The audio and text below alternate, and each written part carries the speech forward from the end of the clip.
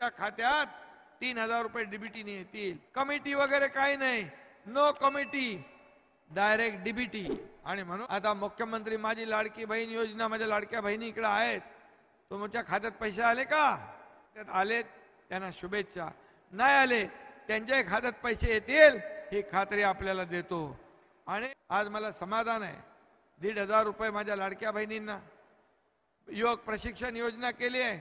तरुणांना तरुणींना 6000 8000 10000 प्रशिक्षण भत्ता. शेतकऱ्यांचं वीज बिल माफ केलं आपण, पंपाने शेती करणारे लोक.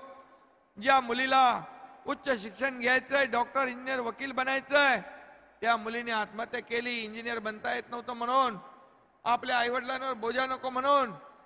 त्याच दिवशी रात्री तीर्थदर्शन योजना केली. वयश्री लोकांना वयश्री योजना आता प्रत्येकाच्या सिनियर सिटीजनच्या खात्यात 3000 रुपये डीबीटी येतील. आमच्याकडे बघतो करतो पाहतो नाही, कमिटी वगैरे काही नाही, नो कमिटी, डायरेक्ट डीबीटी. आणि म्हणून आम्ही डीबीटीच्या माध्यमातून लोकांना पैसे देतोय. अडता किडता एजंट दलाल मध्ये कोणी नाही. आणि म्हणून सर्वसामान्यांचं सरकार आहे.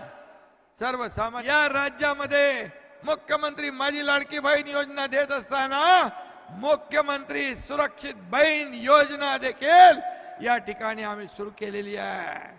आणि म्हणून मला अभिमान आहे, माझ्या लाडक्या बहिणीने फक्त पैसे घेतले आणि खर्च केले नाही, त्यांनी छोटा छोटा व्यवसाय वाढवला, त्याच्यामध्ये पैसे टाकले, त्याचे वाढवले. एक मुलगी माझ्याकडे आली होती गणपतीला, तिने आरतीसाठी घुंगरू घेतले 1500, त्या 1500चे 10000 विकले.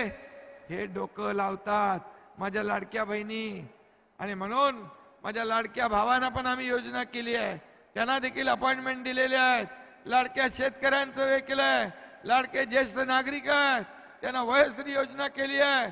मुलींचं शिक्षण असेल, एसटी मध्ये 50% सवलत असेल, ज्येष्ठांना एसटी मध्ये माझ्या महिलांना भगिनींना सवलत दिली.